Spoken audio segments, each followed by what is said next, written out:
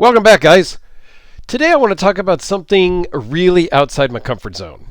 I don't know, comfort is maybe not the right word, but really outside the box in any of my knife experience, information, really outside of the box for me.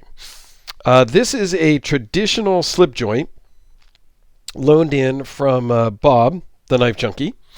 Thank you very much. He sent me 3 or 4 traditional slip joints. And I've not been a huge... I don't want to say I'm not a fan of slip joints. I have zero experience with slip joints, I think is a better way to put it. I've had a couple on the channel so far. There was the Hinderer XM Slippy that I did look at, and maybe one other. So I'm going to put together a playlist of slip joints because, well, Bob sent me 3 or 4. I have that XM Hinderer one, and there may be another one. I'll look through and just put them all in a slip joint playlist. Keep it all together, right? So it's not that I'm not a fan, it's that I've got little experience, and growing up, I guess I did have a Boy Scout slip joint back before I knew what a slip joint was versus a locking knife. And then I had a Buck 110, of course. And then I have my small little Swiss Army knife that I do have now, that I do carry, and I've talked about on the channel quite a bit. And I do have a Swiss Champ also. I don't know that I've ever done a video on the Swiss Champ, but maybe I'll bring that out in one of these slip joint videos just to glance at the Swiss Champ. Anyway, this is a Great Eastern Cutlery slip joint, and they come packaged kind of oddly to me in a tube in a wax paper. So a little bit different packaging for sure. And it came with a button, the 44 Buffalo Jack. So this is, the model of this is the Buffalo Jack gun stock tied out ebony wood GEC 44 1218. I know, that just rolls right off the tongue, doesn't it? Let's just zoom in on this because it is so small. Let's just kind of zoom in so that you can actually see it. So I'll run through kind of some of the normal specs that I do just because it's what I do. But I'm not yeah. Again, it's all new to me, guys, so bear with me. And if I miss something or I misspeak something, please let me know down in the comments. So this particular one has 2 different blades on it. And this is where the nail nick really comes in handy because there's no other way to really get the blade out. So it does pick up fingerprints because you basically have to pinch the blade to deploy it. It feels pretty good in the hand. I think things like this you're not going to do a lot of hard use with. So the close length on this is 3.5 inches. Overall, with the bigger blade, is 6 3/8. I didn't measure it with the smaller blade.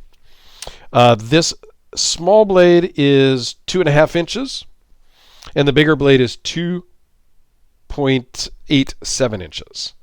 And it has a, typical slip joint thing, has a half stop there so that you can have time to get your fingers out of the way. This one's a little bit more tough. I got to use my other hand because it's a bigger blade and the spring might be a little stronger on that blade. I'm not really sure. It feels like that one's a little harder to pull out. I do like the blade shape of this. Kind of gets, and the angle of how it is against the scale. So this could be a really good using knife. Cutting apple, whittling out at the campfire. I mean, I could totally see the advantages of some of these. For me, there's no pocket clip. so it's just bouncing around on the bottom of my pocket. I know Bob has a leather pocket slip, if you will, a pocket protector, for lack of better words, and it has a slot for one of these traditional knives and a slot for like a flashlight or a pen. I think he has. So something like that maybe would be cool to use it in that type of a configuration. But I've already got my keys, my little Swiss Army knife bouncing around. So yeah, I don't know. So anyway, this is 6 3/8 overall. The blade steel on both blades is 1095. The blade thickness on the bigger blade is 0.09, and on the smaller blade is 0.07. This weighs in at just 2.9 ounces. So it is super light. And it does work well in your pocket, if depending on how you carry things in your pocket. And the overall thickness is 0.528 at its thickest.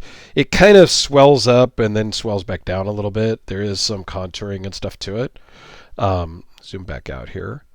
So it does fit nicely in your hand, even with the blades deployed. And I think it's pretty cool. You know, I don't know that I'm going to get into the traditional slip joints, but, you know, you could. So this has got ebony wood inlays and nickel silver liners. So you could take both blades out at the same time, as I try not to cut myself with them. I don't know why you would deploy them both and use them at the same time, but theoretically you could. So all in all, these are they're very interesting to me. And I've got a couple other ones. There's a super small, I don't know if this is the biggest one or the middle one, but there was like 3 sizes in what he sent to me. And, you know, speaking of sizes, let's do a couple of little size comparisons, just since that's what we do here, so you can understand just the real size of this. Here it is next to the Sharpie, the Spyderco Delica. And I have said for a long time that the Delica is a very small knife for me. But I see some appeal to, here's another small one, the Quiet Carry Waypoint. I do see the appeal of the traditionals. And they come in such a wide variety, these traditional slip joints. And I'm sure I'm preaching to the choir here. Some of you guys are going to be like, of course, we already know about the traditionals. But they've got stagwood handles and mammoth bones. It's just all kinds of different handle material. And a lot of different blade shapes and sizes that you'll see here in the next, several days with the other knives that Bob has loaned in.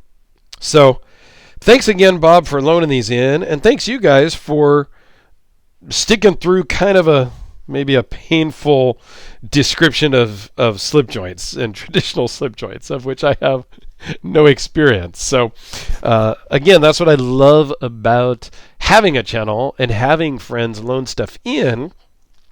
I get to check out a lot of different stuff that I would not normally check out. I would just walk right past this at a knife show or in the case at a cutlery shop. I would just walk right past the traditionals. I'm more into the tactical knives and stuff like that for me personally. So it's really a joy and a pleasure to have friends willing to loan things into me to check out and ultimately share with you guys. So thanks for watching.